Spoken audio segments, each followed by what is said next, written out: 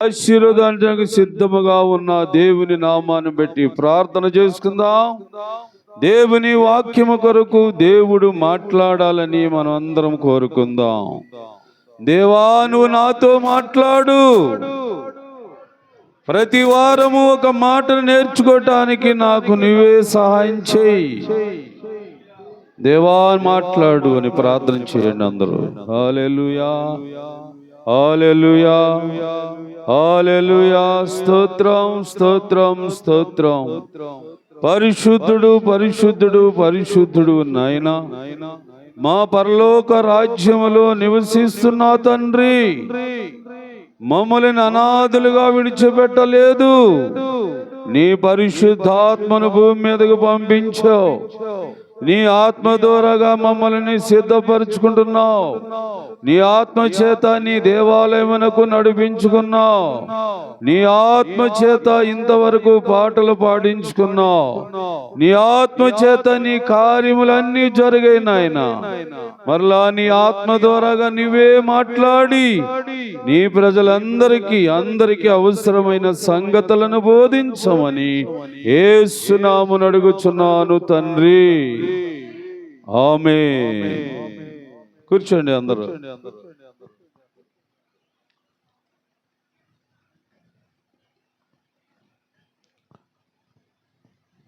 దేవునికి స్తోత్రం.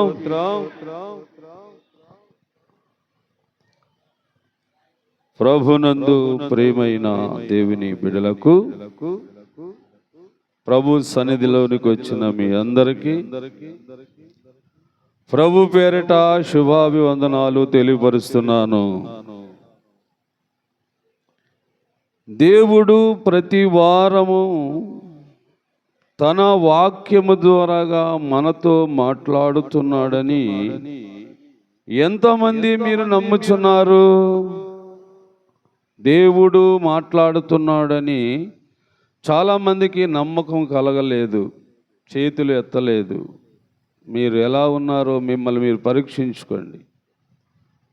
అంటే దేవుడు కాదు మాట్లాడుతున్నది, అక్కడ ఒక మనుషుడు నిలబడి ఈ మాటలు చెబుతున్నాడు, కానీ దేవుడు కాదు అంటున్నారు కదా.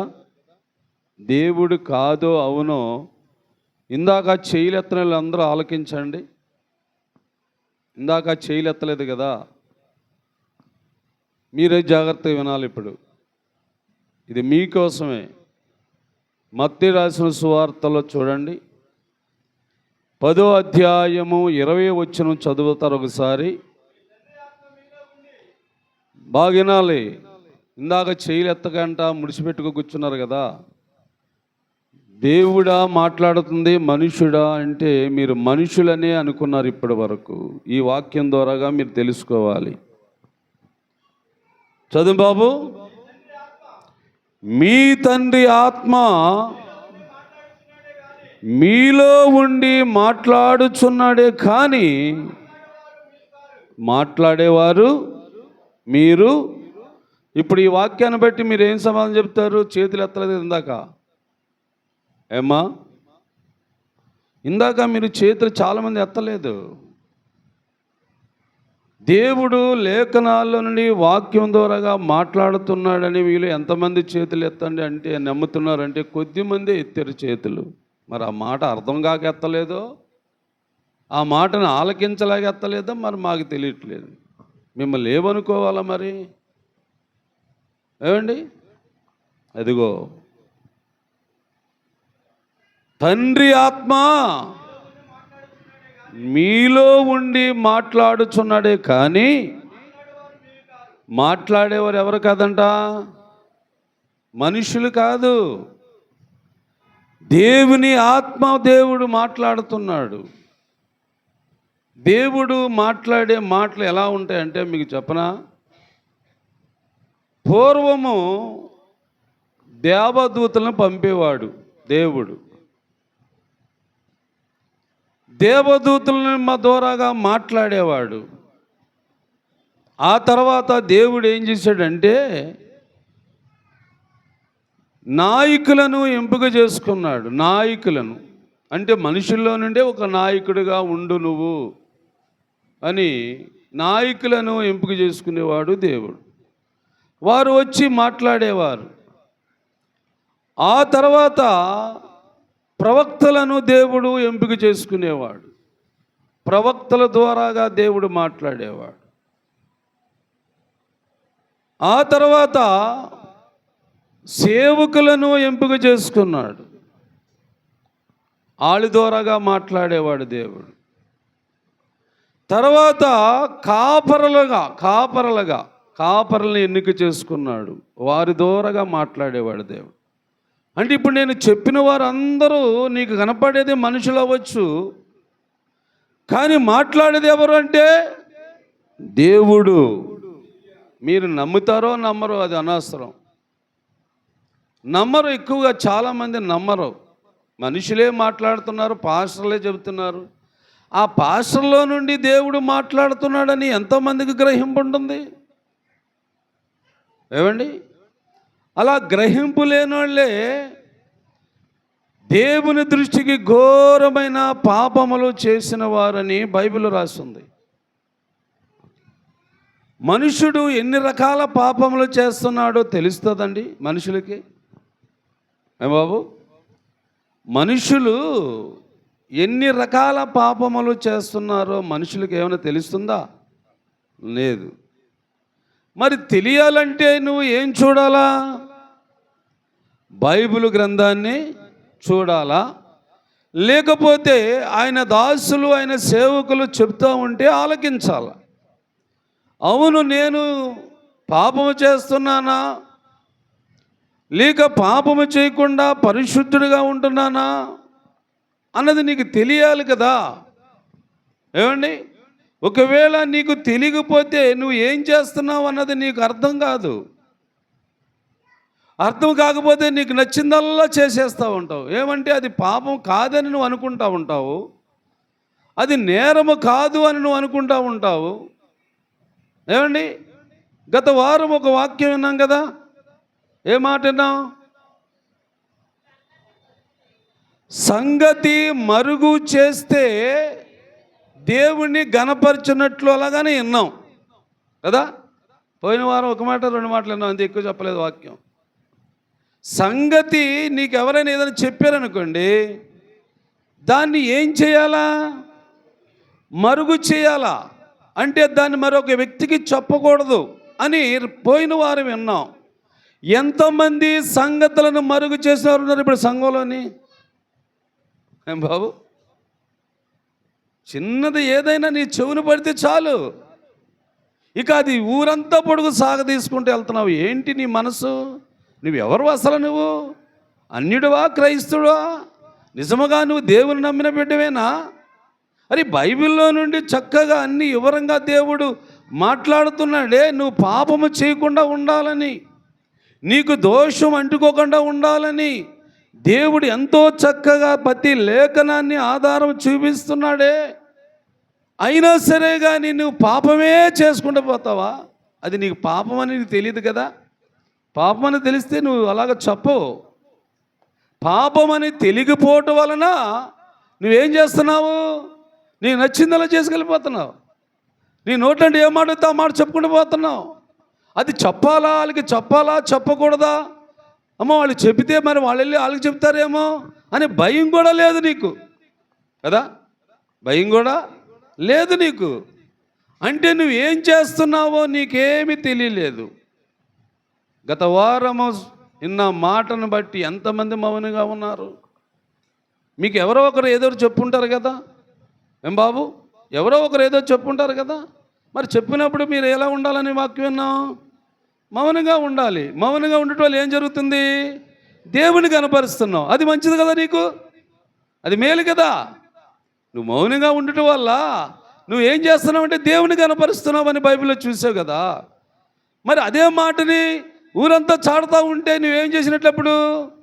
నీ దేవుణ్ణి అవమానపరిచినట్టు కదా. అది పాపం కదా. మరి అలా ఎంతమంది ఇప్పుడు ఉన్నారు సంఘంలో?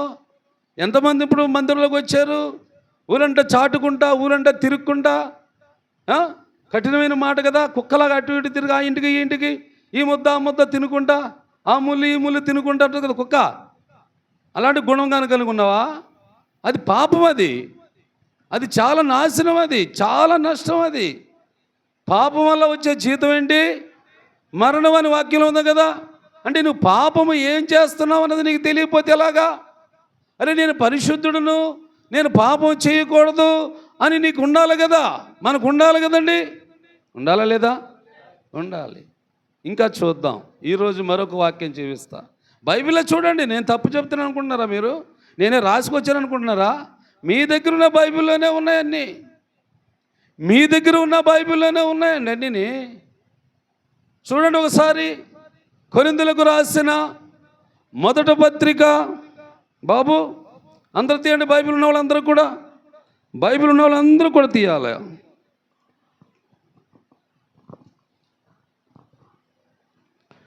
కొరింథీయులకు రాసిన మొదటి పత్రిక 8వ అధ్యాయము 13వ వచనం ఒకసారి చదవండి అందరూ జాగ్రత్తగా. బాగా వింటున్నారా? తీసారా అందరూ బైబిల్?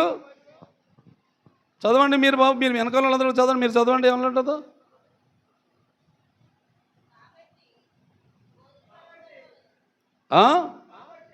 కాబట్టి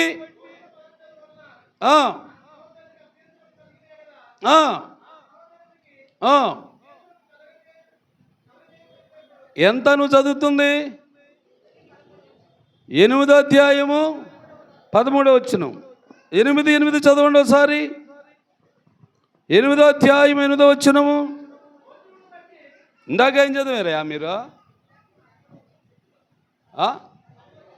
ఇందాక ఇప్పుడేం చెప్పాను? 8 అదే మాట ఉందా? 8:13 అదే మాట ఉందా? చదవండి. 8:13 చదవండి ఒకసారి. సరే 8:13 చదవండి ఒకసారి. కాబట్టి భోజన పదార్థముల వలన మా సహోదరునికి, బాగినండి, అభ్యంతరము కలిగిన ఎడల మా సహోదరునికి, చూడండి, అభ్యంతరము కలగ చేయుకుండుటకై నేను ఎన్నటికి ఏం తిననా? మీరేం తింటున్నారయ్యా? మాంసము తినను అంటున్నాడు. మీరేం కోరుకుంటారు ఎక్కువగా? అది ఎంత ప్రమాదమో ఎంత నష్టమో చెప్పిన అర్థం అవ్వట్లేదు జనానికి. అవునా? చెప్పినా సరే తెలియట్లేదు అన్నట్లుగా ఉన్నారు మనుషులు. అంటే మనుషుల యొక్క స్వభావము తినాలి, ఏది పడితే అది తినాలి. అది ఎంత ఘోరమైన పాపమో బైబిల్ చెబుతుంది. దీన్ని ఎవరు కూడా గ్రహించట్లేదు, దీన్ని ఎవరు కూడా ఆలోచించట్లేదు కదండి. అంటే మనం తిండికే అలవాటు పడి, తిండి తినటానికే ఆతృతపడి, తినాలా అనేట్టుగా నీ ఆలోచన ఉంది చూడండి. అది ఘోరమైన పాపమండి, అది ఘోరమైన శాపమండి. అది నువ్వు తినాలి. ఏమి తినాలి అని బైబిల్ చెబుతుంది. నీవు తినే పదార్థాలు కూడా నీకు నష్టము కలిగిస్తుందని నీకు ఆలోచన రావట్లేదు కదా. నువ్వు తినే వాటిని కూడా వెనక ముందు చూడకుండా నువ్వు జుర్రెత్తున్నావు. అది ఎంత నష్టం అండి, ఎంత పాపం అండి. దానియేలు గ్రంథంలో వచ్చింది కాబట్టి ఆలోచన, దాని మీద చూడండి ఒకసారి కథ. దానియేలు గ్రంథము 1వ అధ్యాయము 4వ వచనం ఒకసారి చదువుతారా? అంటే నువ్వు తినే తిండి వల్ల నీకు ఎంత ఘోరమైన పాపము చుట్టుకుంటుందో బైబిల్ చూపిస్తుంది. ఇప్పుడు చూడండి. ఈ రోజు నుంచి మీ అభిప్రాయాలు, మీ ఆలోచనలు మారకపోతే రాబోయే కాలంలో చాలా ఘోరమైన రోగాలకు గురవుతారు. వేల రూపాయలు ఖర్చు పెట్టినా, లక్షల రూపాయలు ఖర్చు పెట్టినా తీవ్ర రోగాలు, తక్కువ రోగాలు. ఇది ప్రమాదకరమైన విషయం అని దేవుడు నీకు చూపిస్తున్నాడు. నువ్వే తెలుసుకో. ఒక్కసారి ఆ వాక్యం చదవండి బాబు. రాజుగారు భుజించే భోజనమును పానము చేయు ద్రాక్షరసమును పుచ్చుకొని నేను అపవిత్రపరచుకొనకూడదని దానియేలు ఉద్దేశించి తాను అపవిత్రులను కాకుండానట్లు వాటిని పుచ్చుకోకుండా దేవునికి స్తోత్రం.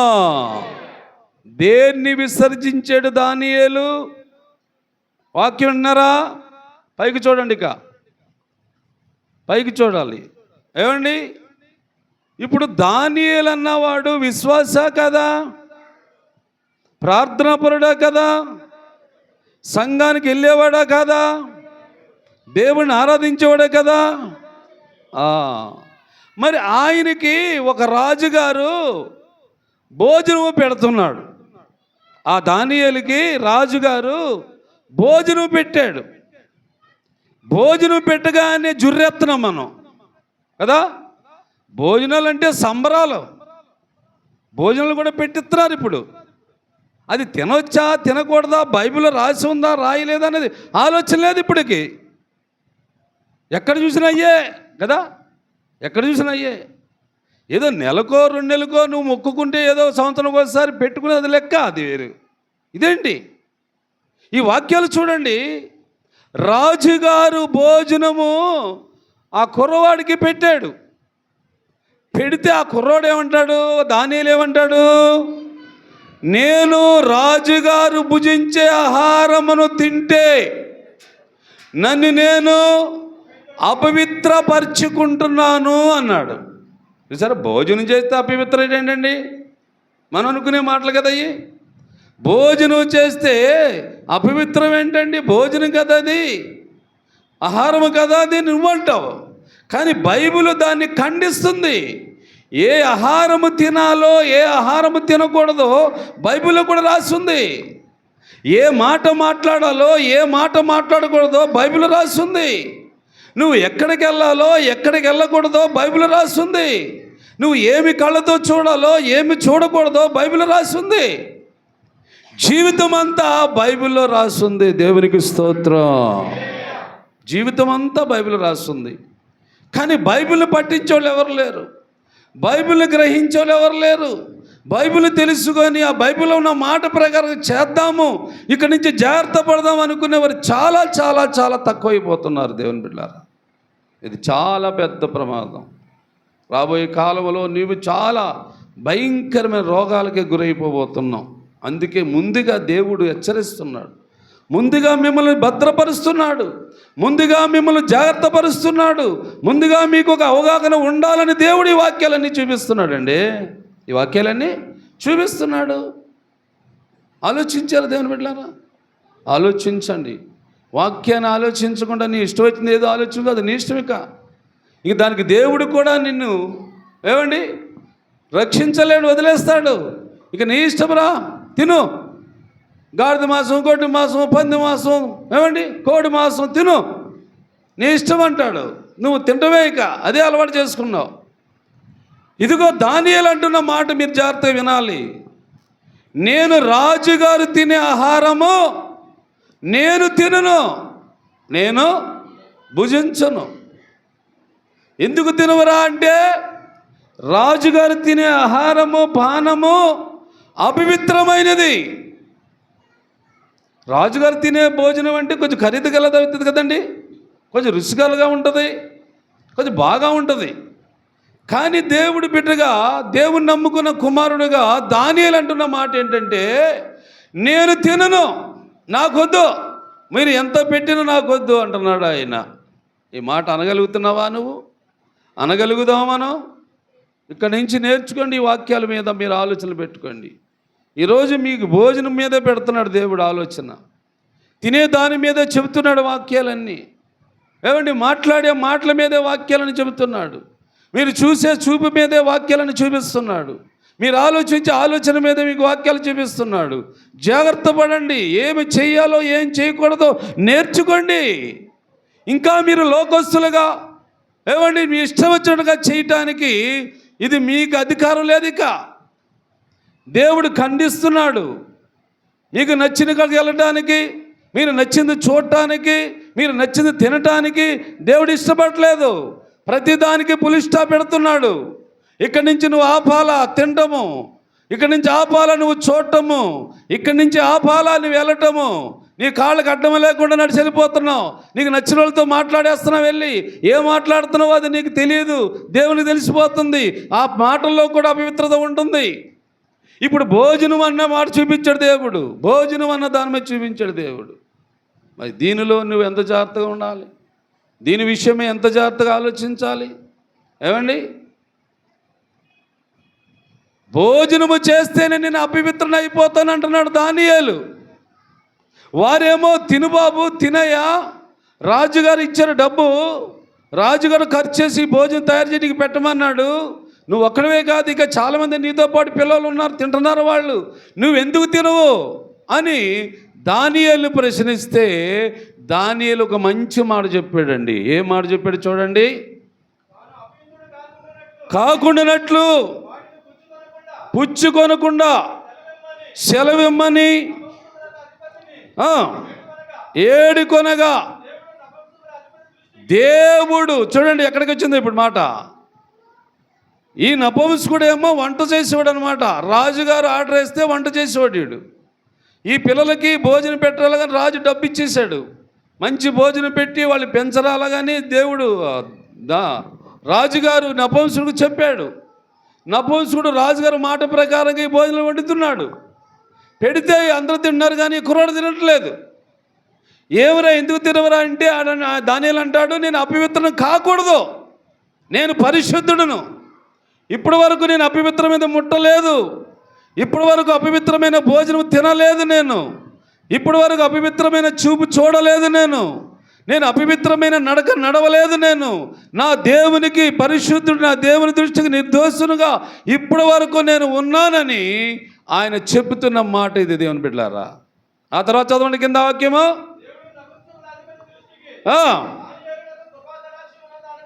అనుగ్రహించను కనుక ఏమన్నాడు, నీకు అన్నపానములు నియమించిన రాజుకు, నా యజమానుడికి నేను భయపడుచున్నాను. వాడు ఏదైనా చేస్తాడు, రాజు నన్ను చంపేస్తాడేమో, నువ్వు భోజనం చేయరా బాబు, నువ్వు తినరా నాయనా, నువ్వు తింటే నా ప్రాణ అపాయం తప్పుతుంది, నువ్వు తినకపోతే నాకు అపాయమే, ఆ రాజు చంపేస్తాడని. ఏమిరా కుర్రవాడికి నువ్వు సరిగా వంట పెట్టలేదా, ఆడు ఎందుకు తిన్నన్నాడు అని నన్ను చంపేస్తాడే. అలాగని ఈ నపుంసకుల అధిపతి ఊరిగా బ్రతిమాలుతున్నాడు దానియేలుని. అప్పుడు దానియేలు ఏమంటాడు చూద్దాం. అవును, కలగజేతురు మీద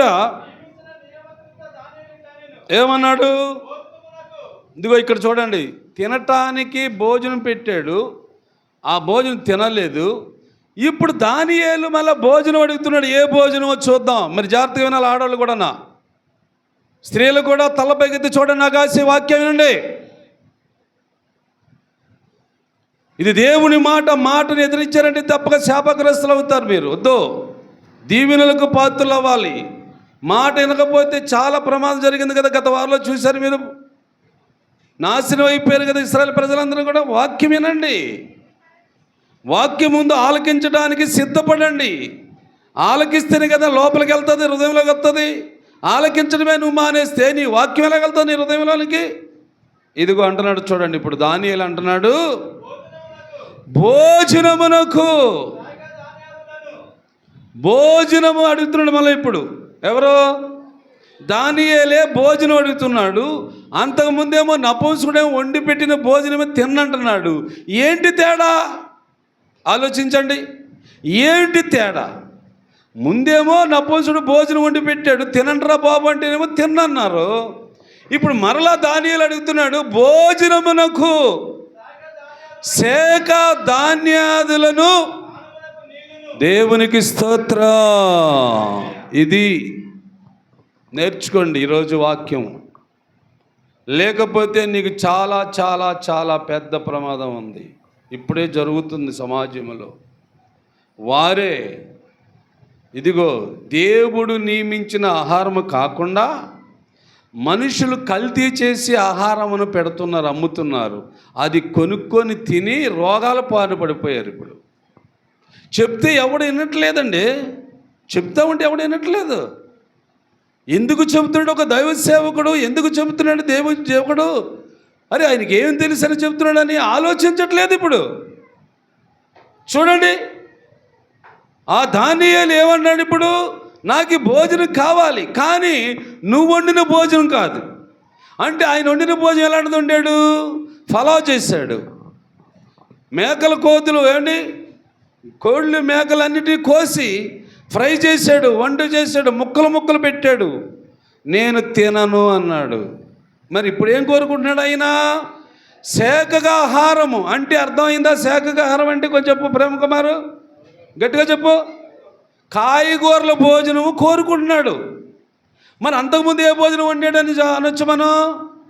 మాంసం ఏమండి, ముక్కలు ఏపిడి ఫ్రై చేశాడు, మసాలా వేసాడు, కారం వేసాడు, రుచికరమైన వాసన వచ్చేటట్లుగా ఏదేదో చల్లాడు.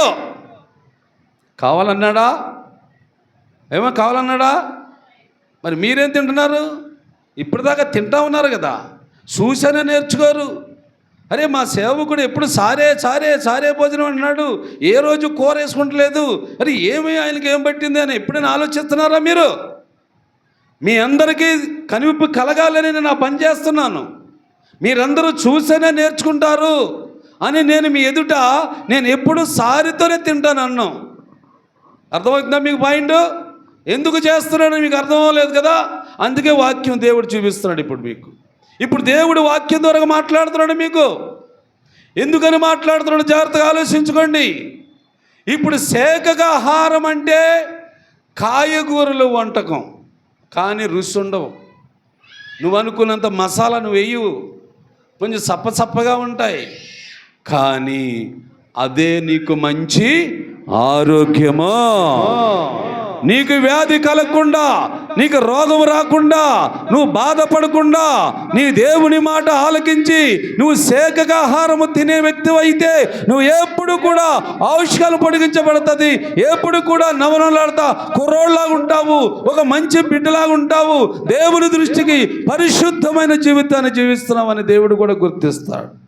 అంతేగాని అడ్డమాను గడ్డి తినేటమేనా? ఏమండి, పార్సల్ అంట, పార్సల్ ఇంట్లో వండే పని లేదు. ఇప్పుడు పార్సల్ ఇచ్చండి, ఆర్డర్ ఇచ్చండి, వచ్చేస్తాయి, ప్యాకెట్లు పంపించేస్తారు. నీ పనికి మళ్ళీ ఆలోచనలు ఇవి. నీ పనికి మళ్ళీ ఆలోచన నువ్వేమవుతుందో తెలుస్తుందా? నీ శరీరంలో రోగం తయారవడానికి కారణం అదే. నీ గుండె తినేస్తుంది, నీ ఊపిరి తినేస్తుంది, నీ కిడ్నీలు తినేస్తుంది, నీ శరీర భాగాలన్నింటినీ తినేస్తుంది. అది నువ్వు గమనించట్లేదు, అది నువ్వు గ్రహించట్లేదు. ఇదిగో దేవుడు చెబుతున్నాడు, దేవుని వాక్యము చెబుతుంది. నీవు ఈ రోజు నుంచి అయినా సరే జాగ్రత్తగా నేర్చుకోండి. ఎందుకో తెలుసా? చూడండి, సామెతల గ్రంథంలో ఒక మాట ఉంది. సామెతల గ్రంథం ఒక మాట చూడు బాబు, 23వ అధ్యాయము, సామెతల గ్రంథము 23వ అధ్యాయము 21వ వచనం కూడా చదువుతారు ఒకసారి. సామెత గ్రంథము 23వ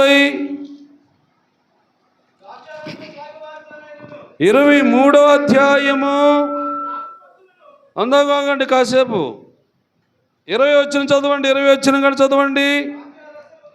ద్రాక్షారసము త్రాగేవారితోనైనను, ఎవరంట? మాంసము మెచ్చుగా తినేవారితోనైనను ఏం చేయకూడదంట. నువ్వు వాక్యంలో ఉందా? నేను రాసుకొచ్చానా? బైబిల్లో ఉందా? మరి ఉన్నప్పుడు ఏం చేయాలి మీరు? ఏమయ్యా చెప్పావుగా, నువ్వు ఏమి తినొద్దంటావు, ఏమి తినొద్దంటావేమి, ఇదేంటి, ఇదేం బోధ అంటావా? నీ ఇష్టం అది, అంతేనా? ఎందుకు తినొద్దంటున్నాడు? మాంసం మెచ్చుగా తినేవారితోనైనను, ద్రాక్షరసం అంటే మత్తు పదార్థము త్రాగేవారితోనైనను నీవు సావాసము చేయకూడదని వాక్యంలో రాసిందే. ఎందుకు రాసి పెట్టాడు దేవుడు బైబిల్లో? నువ్వు తింటా ఉంటే దేవునికి ఇష్టం ఉండట్లేదా? నువ్వు త్రాగుతూ ఉంటే దేవునికి అసూయ వస్తుందా? నీ మేలు కొరకు చెబుతూ ఉంటే, నీ బాగు కొరకు చెబుతూ ఉంటే, నీ ప్రయోజనం కొరకు చెబుతూ ఉంటే నువ్వెందుకని ఈ మాటలు నువ్వు అంగీకరించవు? నీ ఇష్టమా? నీ జేబులో డబ్బులు ఉన్నాయా? నిన్న నేను సునామీ కాల్లోకి వెళ్ళా. నాకు చిన్నప్పటి నుంచి తెలుసు ఆయన ఎవరంటే, ఇదే ఇక్కడ నల్లప్పని ఉండేవాడు కదండి, మన పెద్దపరపు నల్లప్పని కొడుకు ఆయన, ఒక ఆయన ఉన్నాడు పెద్ద ఆయన అక్కడ. ఆడు ఎలా కూర్చున్నాడు తెలుసా? ఆడు ఎంత బలహీనుడిగా ఉన్నాడో తెలుసా? ఏమి ఇలాగున్నావు అన్నాను. ఆ పక్కనే ఆయన ఎవరో ఇంకొక ఆయన పేరు తెలియదు, ఆయన అంటున్నాడు, ఆయన అలా అవ్వటానికి కారణము ఇదేండి అన్నాడు నాతో. ఇలా చూపించాడు. ఆయన అలా అవ్వటానికి కారణము ఇలాగన్నాడు. మాట్లాడలేదు కానీ ఇలాగన్నాడు, నాకు ఇలా చూపించాడు. ఏంటి ఇలాగన్నాడు అని అడిగితే దగ్గరికి వెళ్ళి, త్రాగుడండి ఎక్కువ, రోజుకి 5 కాయలు తాగుతాడంట. చూసే ఉండొచ్చు కదా, మన ఆడితో ఆటాడుతున్నాడు కదా, నల్లప్పన కొడుకు పెద్దోడు. ఏం పేరండి? బెజవాడ. సారీ, మంచిది గుర్తొచ్చింది. బెజవాడ సునామీ కాల్లో ఉందా ఇల్లు, అక్కడ ఉన్నాడు ఆయన కూర్చొని. నేను నిన్న మనోళ్ళు బాగలేకపోతే ఆడికి వెళ్ళా. ఆడు రోజుకంటే 5 కాయలంటే తక్కువ అంటే ఇంకా ఆయన చెబుతున్నాడు డైరెక్ట్గా. ఏ రాజు, నువ్వు నేను కలిసి ఆటాడాము, మీ తప్ప నేను కూడా ఆటాడాను రైతారు కనుక నా పని ఇలా అయిపోయింది. ఇప్పుడు ఎందుకు అయిపోయింది అన్న, ఇదే తాగిడికి అలవాటు పడిపోయాను, మానలా పోతున్నాను. ఇప్పుడు రోజుకి 5 కాయలు ఉంటేనే కానీ నేను కాలు బయట పెట్టలేకపోతున్నాను. ముడిచిపెట్టి కూర్చోన్నాడు ఇంటికాడ. పొద్దున్న వెళ్తే నేను అప్పుడు అన్నా, నువ్వు నాతో ఆటాడేటప్పుడు ఎలా ఉండేవాడు, మన ఇద్దరం కలిసి ఆటకి వెళ్ళేవాళ్ళము, అప్పుడు ఎలా ఉండేవాడు, ఇప్పుడు ఎలాగ ఉన్నావు? ఇప్పుడెవరితో తిరుగుతున్నావు అలాగన్నాను. ఇప్పుడు ఎవరితో తిరుగుతున్నావు, ఎందుకు ఇలా చేస్తున్నావు అలా అన్నాను. ఇప్పుడు ఆటాడేవాళ్ళు మనోళ్ళే కానీ, ప్రార్థనకి వెళ్ళేవాళ్ళే కానీ, వాళ్ళే నాకు ఎక్కువగా ఏదో బేటా డబ్బులను కొంత ఇస్తున్నారంట. ఏ డబ్బులు ఇస్తున్నారంట? బేటా డబ్బులను కొంత ఇస్తున్నారంట. అరే మొత్తం మీరందరూ కలిసి తాగేంట అలాగని కొంత ఇస్తున్నారంట. ఇదేం అనమాట? ఎవరు ఇలా చేస్తున్నారంటే మళ్ళీ ప్రార్థనలు అంట. చెప్పడం బెజవాడు చెప్పడం నిన్న నాకు, ఎవరిచ్చారా ఇలాగా అంటే, ఎవరండి? ప్రార్థనకి వెళ్ళేవాళ్ళేనండి, ప్రార్థనకి వెళ్ళే సరంగిలేనండి. బేట నేను 1000 ఇస్తున్నాడు, మొత్తానికి ఆగండి అలాగే 500 ఇస్తున్నాడు, అది ఇది కలుపుకుంటే నాకు ఇంత అయిపోతుందండి, అది ఇలా అయిపోయింది నా బతుకు అన్నాడు. ఎందుకురా నీ ఆరోగ్యాన్ని పాడు చేసుకున్నావు? నీ భార్య, నీ పిల్లలు, నీ కుటుంబం ఏంటి పరిస్థితి? ఇప్పుడు సమాజంలో ఏముందో చూస్తున్నారా మీరు? సమాజ పరిస్థితి ఏమైందో గమనిస్తున్నారా మీరు? ప్రతి కుటుంబము శిథిలమైపోయింది. ప్రతి కుటుంబంలో ఈ 2 అలవాట్లు ఉన్నాయి. ఏ అలవాట్లు? మొక్కుంటే కానీ ముద్ద దిగలేదు అన్నాడు ఒకడా. మొక్కుండాలా, వెళ్ళి ఒక కేజీ 1/2 కేజీ తీసురా, ఏ పెత్తాను నువ్వు రాబోడికి, నువ్వు వెళ్ళి క్వార్టర్ వేసుకోరా, అప్పుడు వండేసి పెట్టేస్తాను నీకు.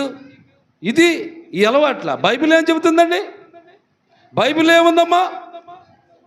మాంసము మెచ్చుగా తినేవారితోనైనను సావాసము చేయవద్దు, అది పాపము, అది డేంజరు, అది చాలా చాలా ఘోరమైన నష్టము.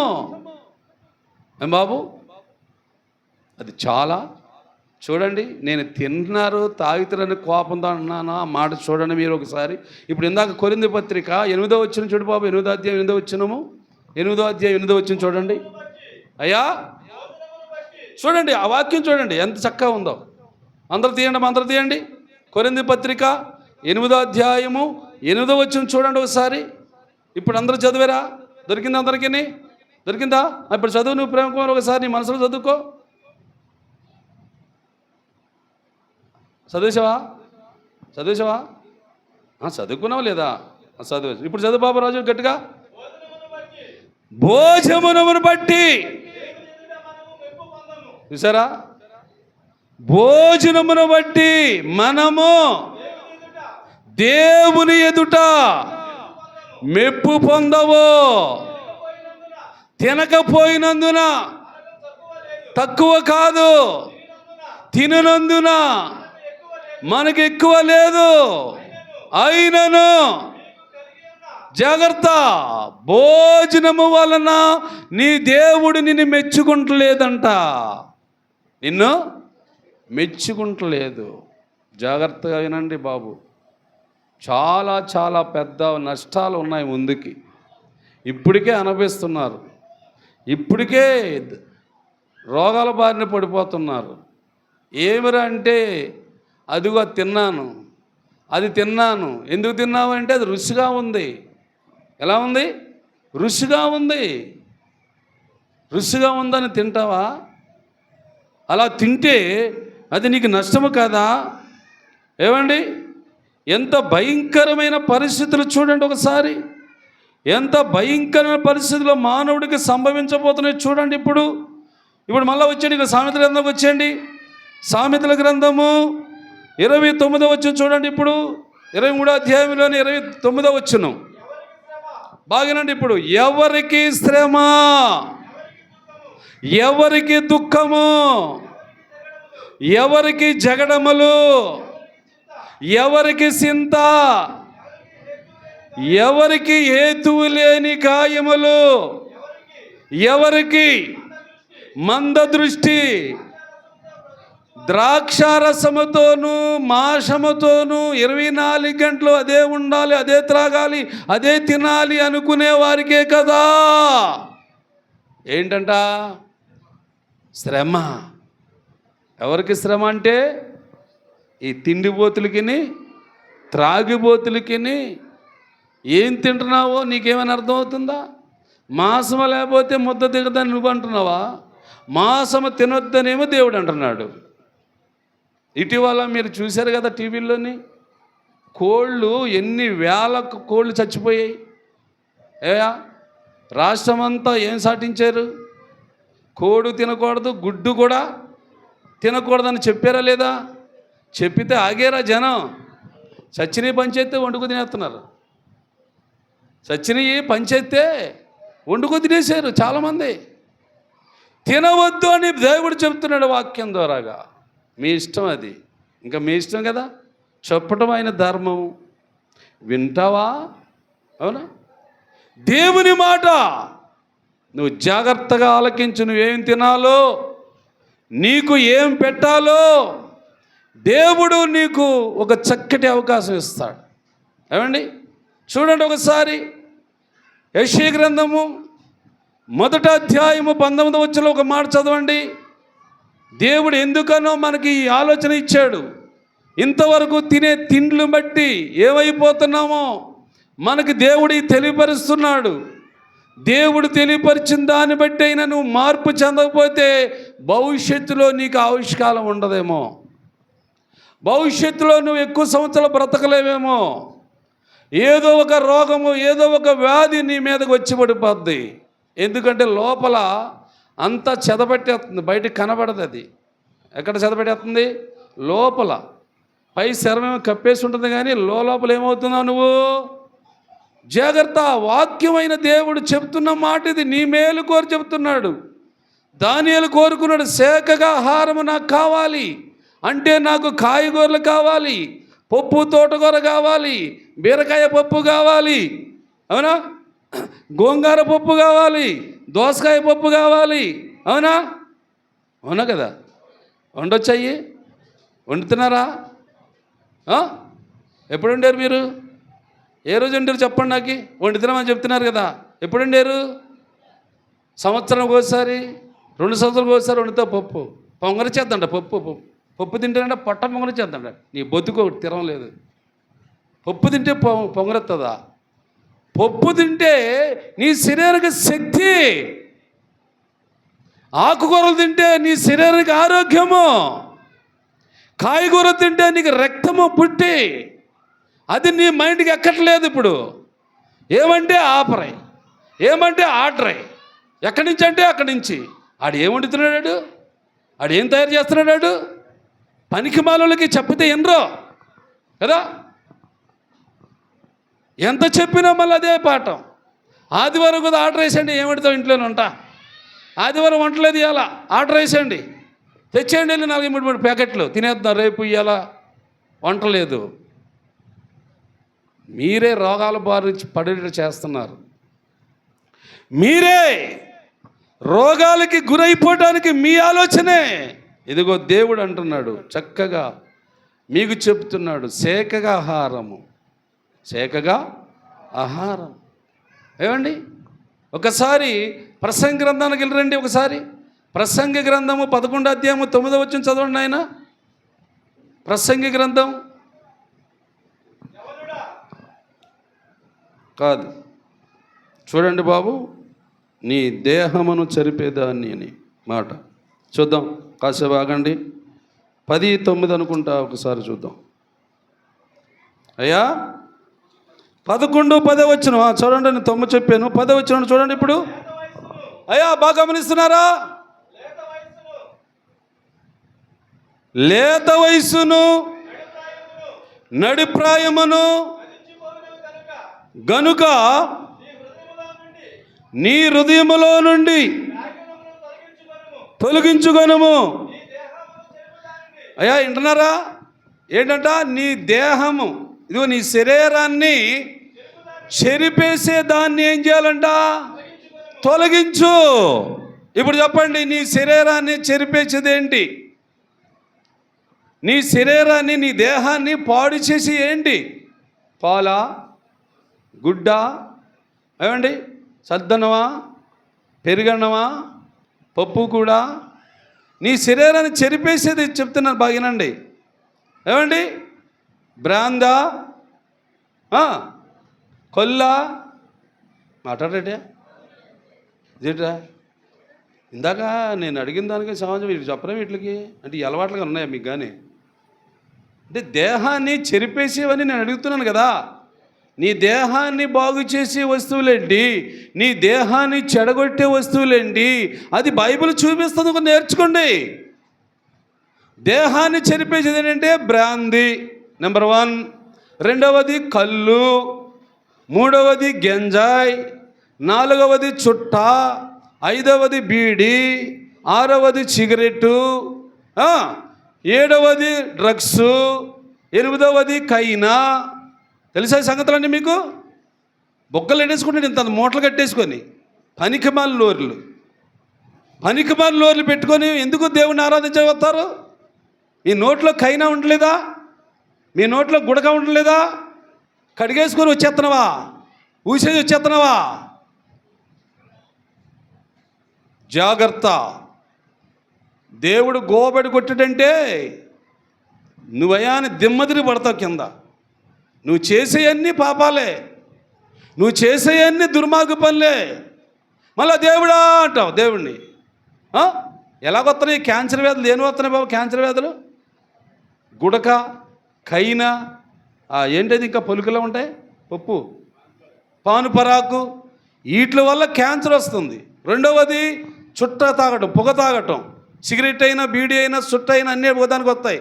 వాటి వల్ల క్యాన్సర్ వస్తుంది. అలాగే డాక్టర్లు నేను నెత్తునోరు కొట్టుకొని చెబుతూ ఉంటే అదే చుట్ట కాల్చడం, అదే సిగరెట్ కాల్చడం, అదే బీడీ కాల్చడం, అదే ఏంటి పానుపరాకు వేసుకోవడం, అదే ఎన్నిసార్లు చెప్తున్నాడు మానవుడికి దేవుడు. ఒక్కడ కూడా వినివాడు ఉన్నాడా? మీ ఇష్టం, మీ కర్మ. ఇక ఒక్కసారి చెబుతాడు, 2 సార్లు చెబుతాడు, అంతే. చెప్పడం దేవుడు కూడా వాక్యంలో ఉంది. ఒక్కసారి మాట్లాడతాడంట దేవుడు, 2 సార్లు మాట్లాడతాడు దేవుడు, ఇంకా తర్వాత మాట్లాడని బైబిల్లో ఉందన్నమాట. మరి ఈరోజు దేవుడు నీ మేలు కొరకు చెబుతున్నాడు అంటావా? నీ కీడు కొరకు చెబుతున్నాడు అంటావా? నిజమేనా? మరి అన్నప్పుడు ఈ మాట ఎలా వినాలి? ఏమండి, వినాలా లేదా? వినాలి. నీ దేహాన్ని చెరిపేసే వాటిని నువ్వేం చేయాలంట? తొలగించుకో. కొంతకాలమైన ఆరోగ్యంతో ఉంటావు భూమి మీద, కొన్ని రోజులైనా భూమి మీద ఆరోగ్యంతో ఉంటావు. అదేమి నాకు పట్టదండి, నేను చెత్తాను, పోతానని నీ ఇష్టం వచ్చిన తినేస్తావా? తినైతే తిను. దేవుని బిడ్డలారా, ఇది చాలా మంచి మాట. దేవుడు అంటున్నాడు కదా, దేవుడు అంటున్నాడు, నీవు తిండిపోతివైన ఎడల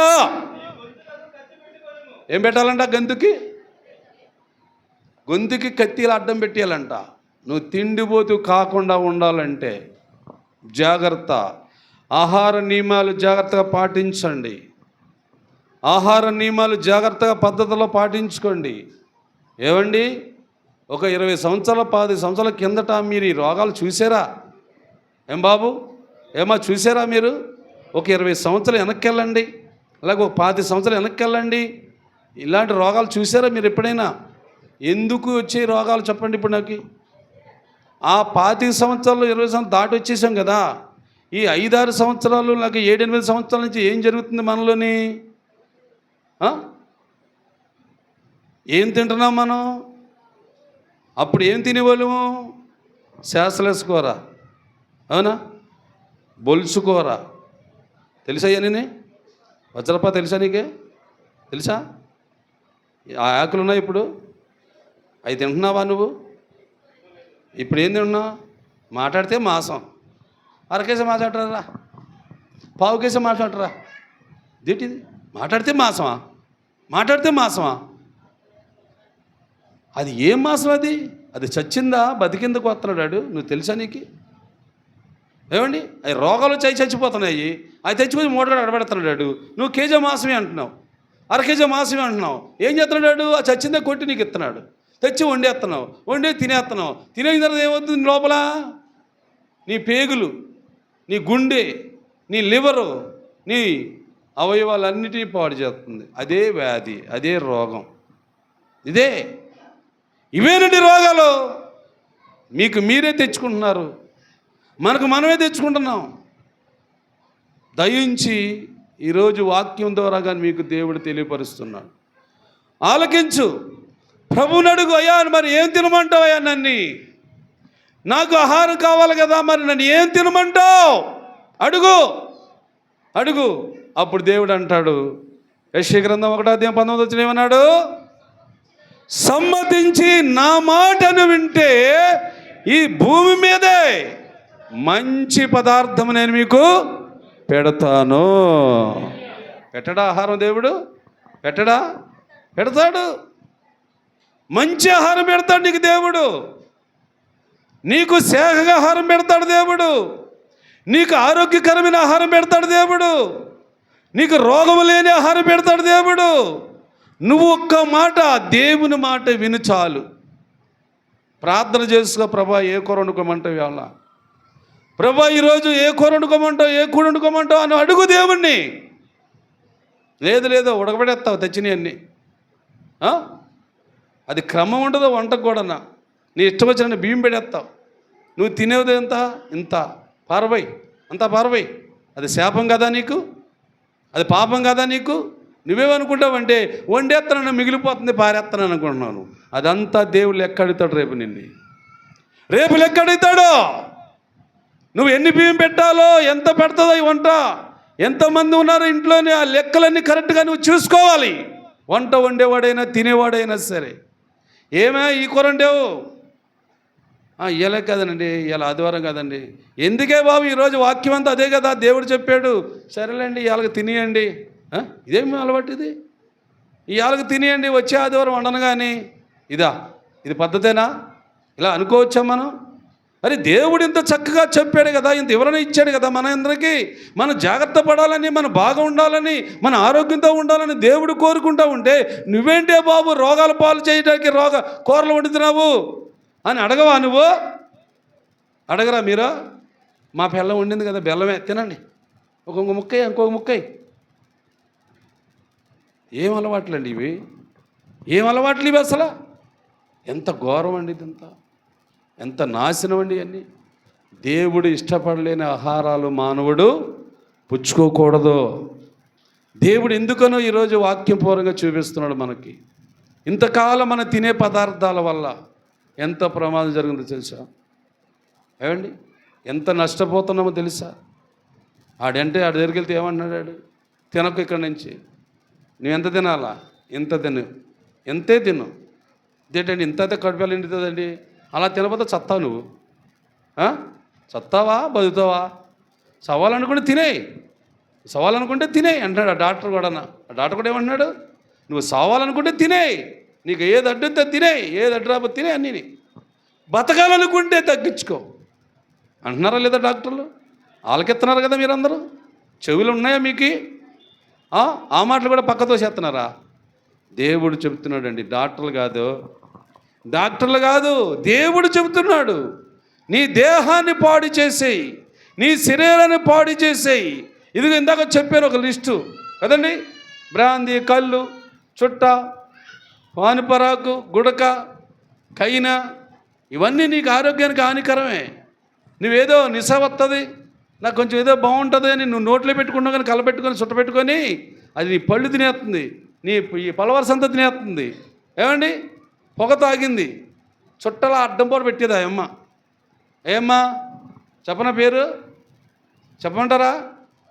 చుట్ట కాల్చేది, మళ్ళీ చుట్ట కాల్చిన తర్వాత ఏం చేసేది, మళ్ళీ ఇలా తిప్పేది, అడ్డపోగ పెట్టేది లోపల.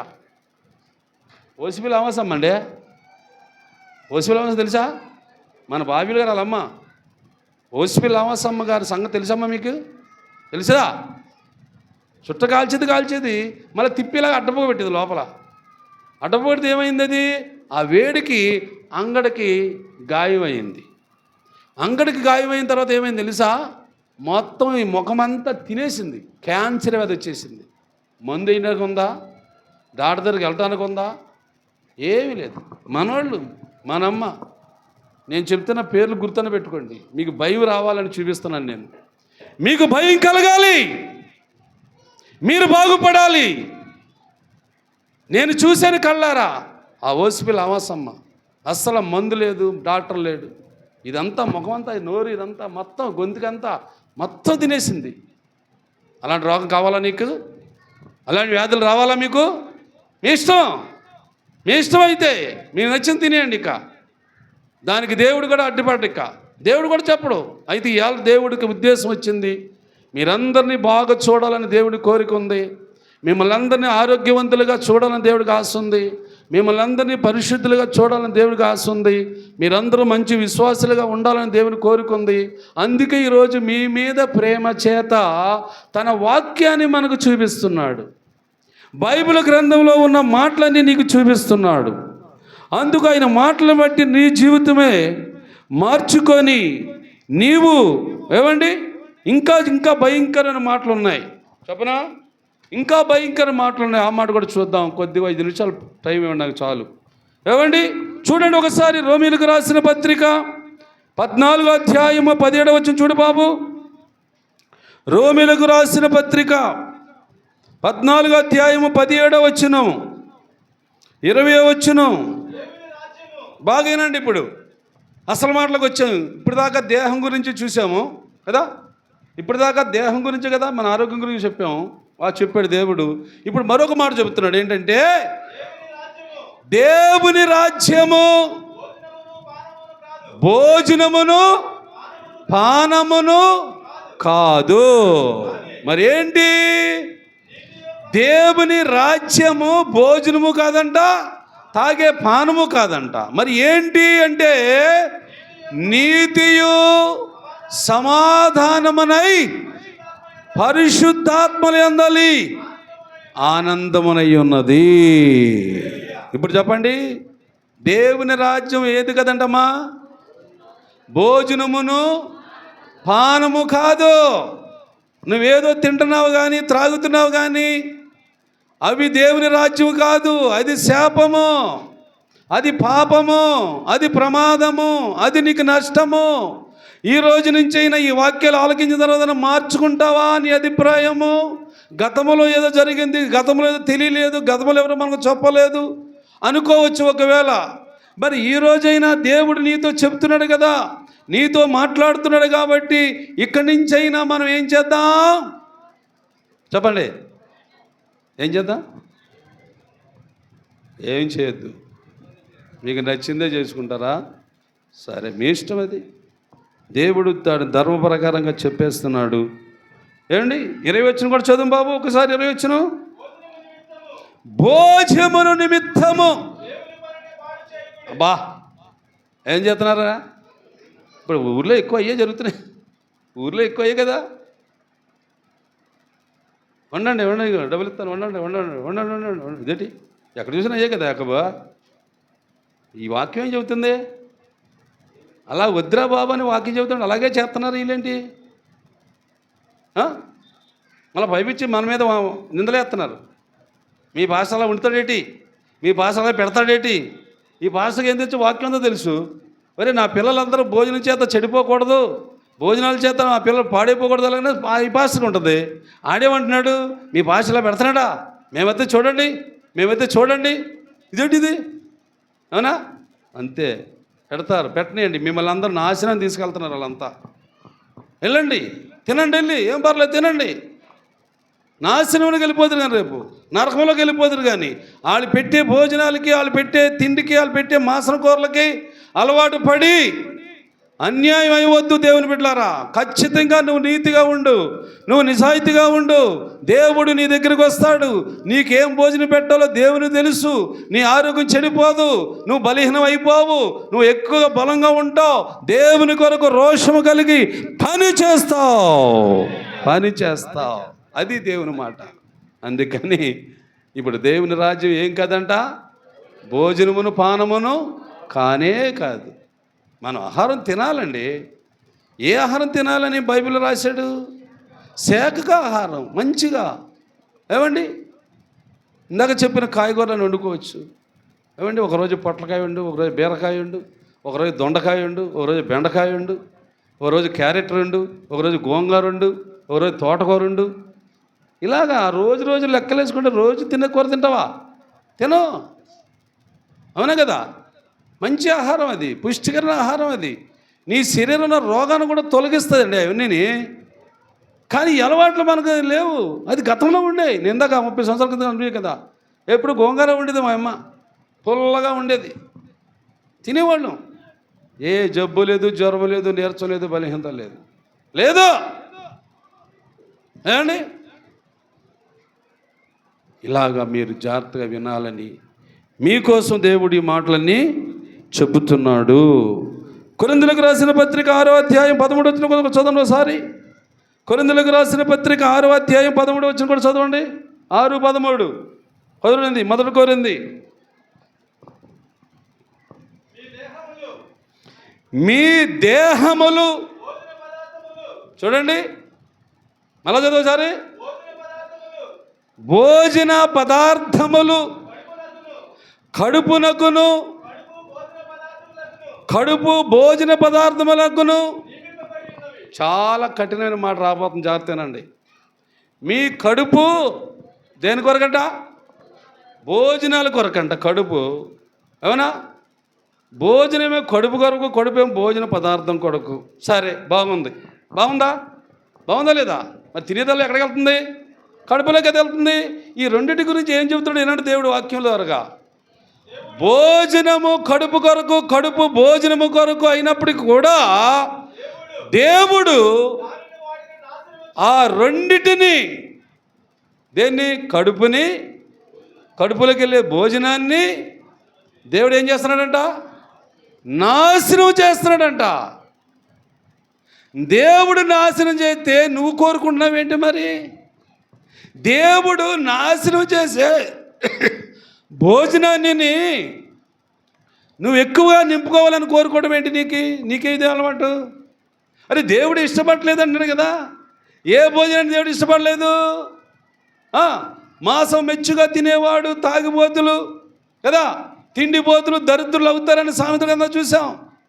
ఎలా దరిద్రులు అవుతున్నారు ఆలోచించండి. తిండిపోతులు, త్రాగిపోతులు దరిద్రులు అవుతారని ఉందని బైబిల్లోని. ఎందుకు దరిద్రులు అవుతావు అంటే నీకు బియ్యం దొరకవాయిక? కాదు. నువ్వు తిన్న వాటి వల్ల రోగం వచ్చి నువ్వు హాస్పిటల్ పాలు అయితే నీకు ఏది వండినా ఇంకెక్కట్లేదు. తినరా ముద్ద తినరా అంటున్నారు. ఎక్కుతుందా? తినమ్మా ఒక ముక్క తినమ్మా అంటున్నారు. తింటున్నావా? అప్పుడు నీకేమైనట్లు చెప్పండి? దరిద్రత వచ్చి పడినట్టేను కదా. ఇక నీకేం పెట్టినా తినపోతే ఇక నువ్వేం బతుకుతావు? అప్పుడు నీకు ఎలా ఆవిష్కారం పడగవుతుంది? ఇది దేవుని బిడ్డలారా ఆలోచించుకోండి. ఈరోజు దేవుడు ఎందుకనో మన మీద దృష్టి పెట్టి మన ప్రయోజనాల కొరకు, మన మేలు కొరకు అన్నిటినీ చెప్పాడు. కాబట్టి మరి ఇన్నవారు మీరు, ఆలకించేవారు మీరు, వంట చేసేది మీరు, తినేది మీరు. అవునా ఏం బాబు? వంట చేసేది వీళ్ళు, తినేది మీరు, ఆలకించేరు వాక్యము. మరి ఇక మీదట ఏం చేసుకుంటారో ముందుకి ఏమండి, రాబోయే దినాలకైనా జాగ్రత్త పడతారో లేదో మీ ఇష్టం. ఏదేమైనా దేవుడు చెప్పవలసిన మాట చెప్పాడు. కాబట్టి నా వాక్యములన్నీ మీ హృదయాల్లో ఫలింపు చేసి ఆశీర్వదించునుగాక. దేవుడి వాక్యాన్ని మన ఇనుకడిలో బలపరచునుగాక. సాక్ష్యాలు ఎవరైనా ఉంటే రండి, సాక్ష్యాలు ఎవరైనా ఉంటే రండి. లేకపోతే ఉన్నారండి, రండి, ముందుకు రండి. సాక్ష్యం